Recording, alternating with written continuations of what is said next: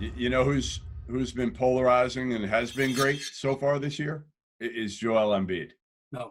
You know, like I think right now you'd have to have him somewhere in the MVP conversation. You know, Philly's been good with Doc, 10-5. They've been without Seth Curry the last couple of games here, but Embiid's played the majority of their games, and he's been tremendous. I mean, think about this. He's shooting 55% from the field, Bob, which is what he always should have been shooting. Not shooting quite as many threes, 84% from the line, averaging over 26 a game right now. And Ben Simmons, his scoring has dropped because of it. He's only averaging 12 points a game, but you know, Ben, like he does everything else, right? He rebounds. He's averaging about 9 rebounds, 9 assists. Is this a team that maybe we're sleeping on a little bit because of Brooklyn now?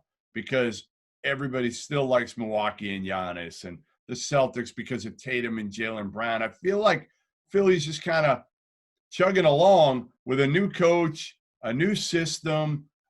They're invigorated, and they've got a team that is well put together with some shooters, at least, instead of Al Horford and Tobias and Embiid and Simmons that just didn't fit.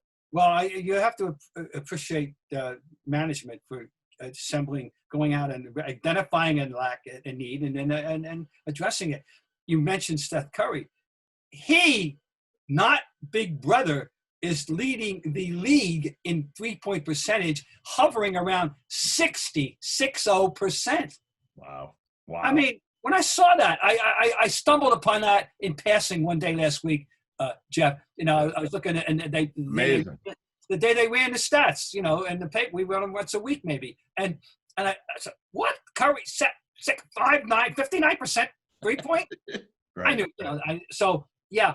No, they're dangerous. I like the word. That's the word I like to use. They're a dangerous team. You don't sleep on them. They're a dangerous team. And Embiid, we talk about the phrase that's crept into sports and all sports, but particularly basketball, skill set.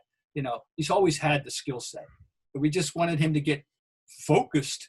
And by the way, thank Pat Riley for introducing that word. That's Pat Riley's word. He introduced it 30 years ago into the discussion. Focus. Hidden agenda, Pat Riley. I just want to tell you this. He put the word focus in a way and emphasize.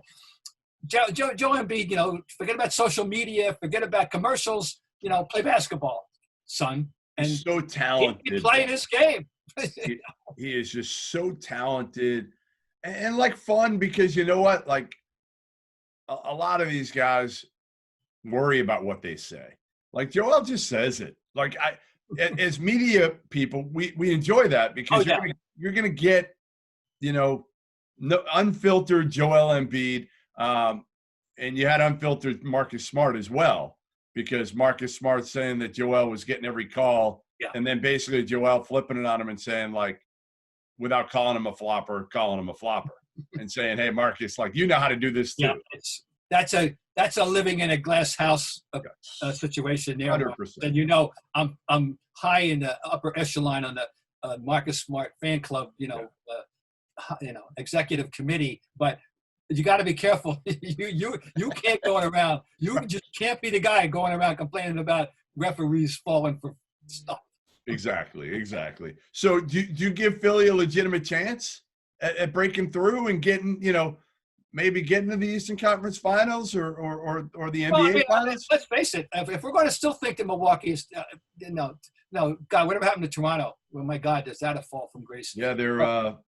What are they? I mean, they're really, really, really struggling. Probably been as disappointing. They're 5-9. I mean, last year we were saluting them for shocking us for playing so well without Leonard, and this year they're doing what we thought they were going to do last year, I guess. So far. And once again, something's amiss. We know that.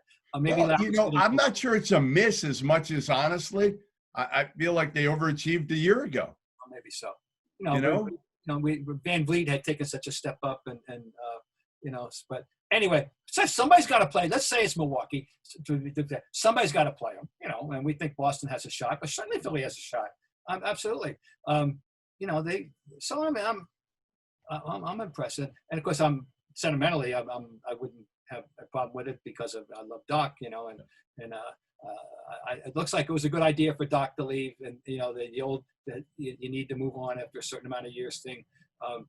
So you know, and he's got a fresh start here, and I think it's going very well. As we said, the one thing with Doc is he's good with people. And that's kind of what that Philly team needed. And obviously they made some moves to help the spacing on the floor. But like off the floor was probably as big of a problem as anything in Philly, and trying to get Embiid and Ben Simmons on the same page, and not moving either one of them. You know, the big conversation has been for a year, like, well, do you trade Embiid? Do you trade Simmons? Yep. Like, I think you see if it can work. And, you know, there's no reason it shouldn't be able to work with those two of them, because Embiid, like you said, is skilled. He could score in, he could score out. He can do whatever you need him to do at his size on the court. It's figuring out Ben Simmons is the bigger key, and how you utilize him. And if he's on the court, you need to find 4 guys around him that can shoot the basketball.